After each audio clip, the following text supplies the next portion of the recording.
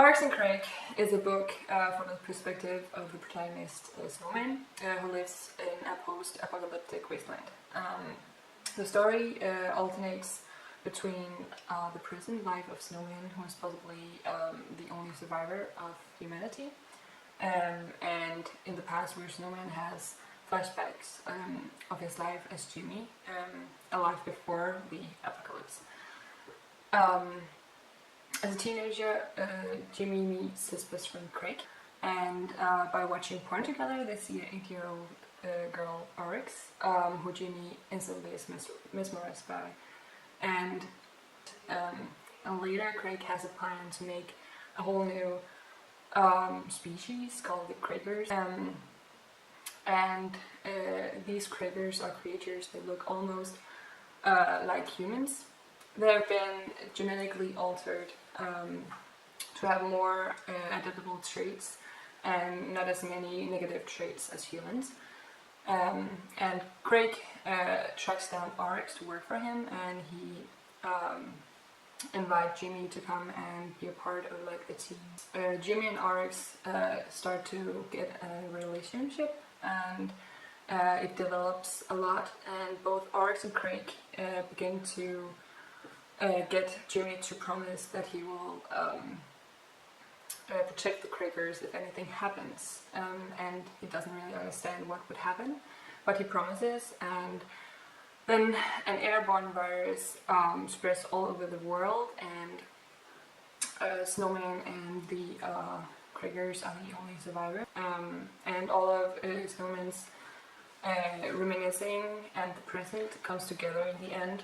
And here we get an understanding of what led to the world with population of Crakers and so on. The book is written in the near future. The story takes place in a technologically driven corporate landscape where there is a focus on genetic engineering and there is an urge for perfection in humans.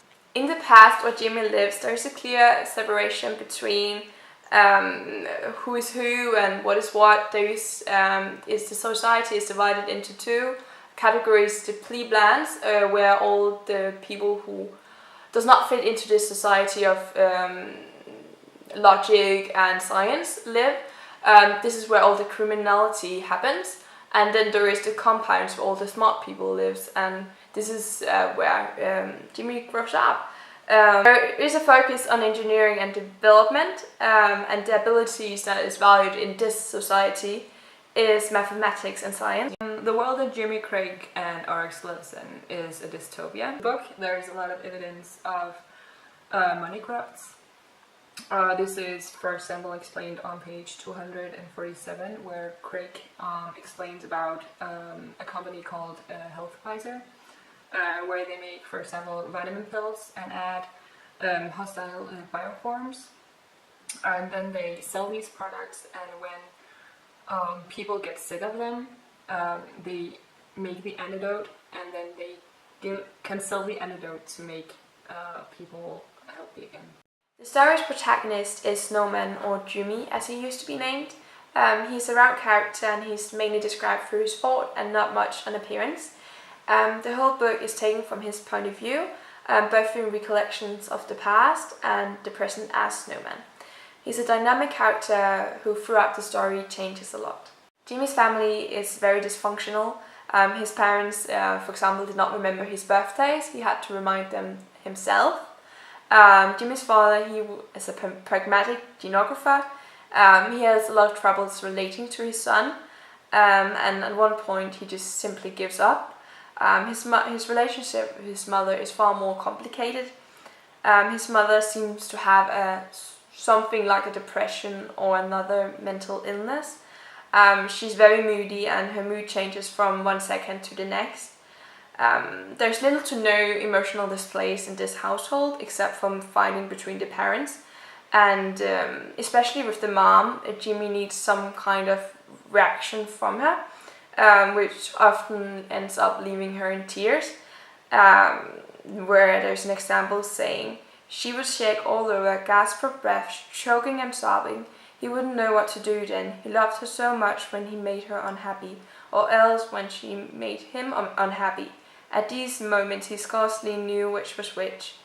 So Jimmy, he needs a reaction for her, even if his crying is better than her flat tone of voice, or her echo of a smile is better than nothing.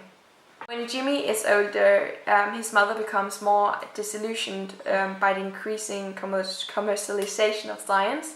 In an argument with his father, she says, "Positive about what? That you thought up yet another way to rip off a bunch of desperate people."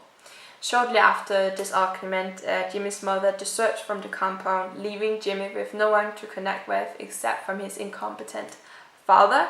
And I thought you could actually relate the saying, you spend your entire life trying to overcome your childhood, to Jimmy's case, because his childhood has a great impact on how he lives his life and how he relates to others. Grown-up Jimmy struggles a lot to find his place in this world. Jimmy, he lives in a society where he, as a word person, in a society based on logic and science, doesn't really fit in. He, in the eyes of this society, has failed. And there is a quote saying, "The system has filed him among the rejects, and what he was studying was considered at the decision-making levels, the levels of real power, an archaic waste of time." But throughout the novel, it's clear that Jimmy is actually quite smart. He recites a lot of old words and is really gifted when it comes to creating fiction or words. He reads a lot of literature, but in this society, literature is not valued, only science is. So although he's gifted, he is not of any use. Jimmy's difficult childhood makes it hard for him to connect with others, and this is especially evident in his relations to women. Jimmy uses sex as a way of coping. He finds sad, melancholic women who, like himself, are damaged in some way. He uses his sad story as a way to lure the women to him, so they think they can fix him. But Jimmy, he actually doesn't want to be saved. He doesn't actually believe he can be saved. Jimmy says that he loves all these women, but that he believed that by loving him, they would be dragged down by his ruinous life. Jimmy's relationship with women are fast, and they are over abruptly and quickly after they've begun. As Jimmy puts it, another woman with intriguing vulnerabilities would happen along shortly. But this range of meaningless relationship with women only helps a little on his depression, his inability to relate to others, and his differences from the common compound people still leaves Jimmy feeling lonely and depressed. Jimmy is, of all the characters, the most relatable one. I would say he's the more human one.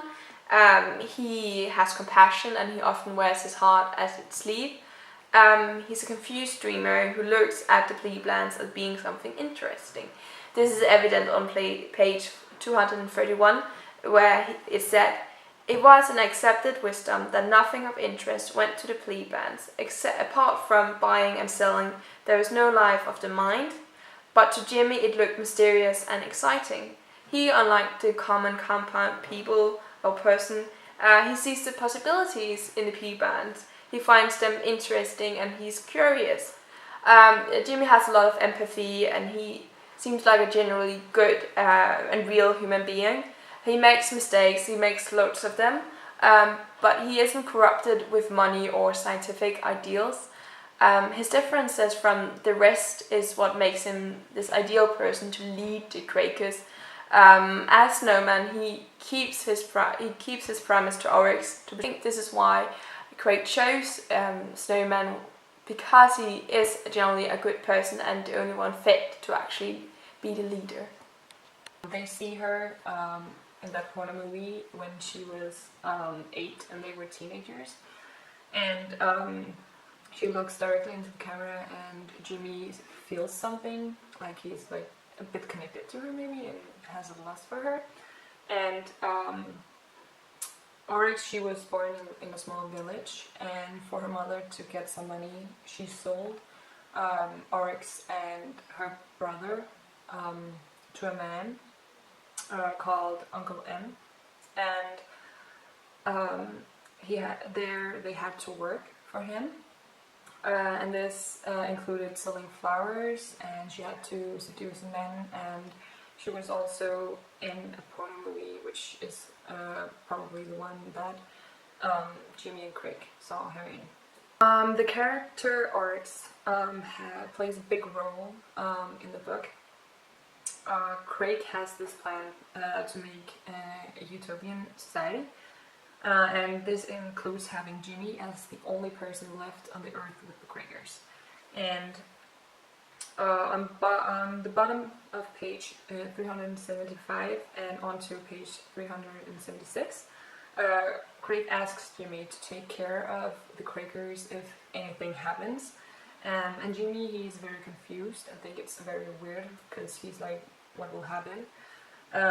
But later on page 378, Oryx asks him the same thing. Since both Oryx and Crake asked Jimmy to take care of the Quakers, makes it seem like Crake has Oryx on his side, and it is a possibility that Crake uses Oryx to convince Jimmy to take care of them, because Oryx is a person that Jimmy really cares about. The way Oryx describes Crake in the book is by calling him her boss, and it's clear that he is literally the boss of her at Paradise, but it could also mean that he's the boss of her and her life. And it can make Oryx seem like she's the bait for Jimmy to come and stay. And it could also mean that Oryx is a weapon for Crake to convince Jimmy to take care of the Quakers, even though he might not want to. Another character in the book is Crake, who sort of works as an antagonist in the book. Crake used to be called Glenn. He's a round minor character and is the best friend of Jimmy. Crake is described as having an intelligence way above average, even as a kid. The author emphasizes this by writing. Crake was different, more like an adult, more adult than a lot of adults. Crake seems to be unemotional and detached from emotion. There is a clear example of this when Crake's mother passes, and Jimmy is perplexed why Crake's reaction isn't stronger to the event. Jimmy didn't understand how he could be so nil about it. It was so horrible. This lack of emotions to his own mother's death also shows that Crake lacks empathy. Throughout the book, Crake goes from being a brilliant, smart teenager to becoming a mad scientist. Like with Jimmy, his relationship with his parents has had a great impact on the way that Crake relates to others and how he acts. The foundation of the society of this book is a craving for perfection. We see this in the way Jimmy's parents work with mutation of animals, and we also see it in Crake's plan to make a whole new species, the Quakers. And everywhere in the entire book, the technology has taken over, and we therefore see this nature versus synthetic.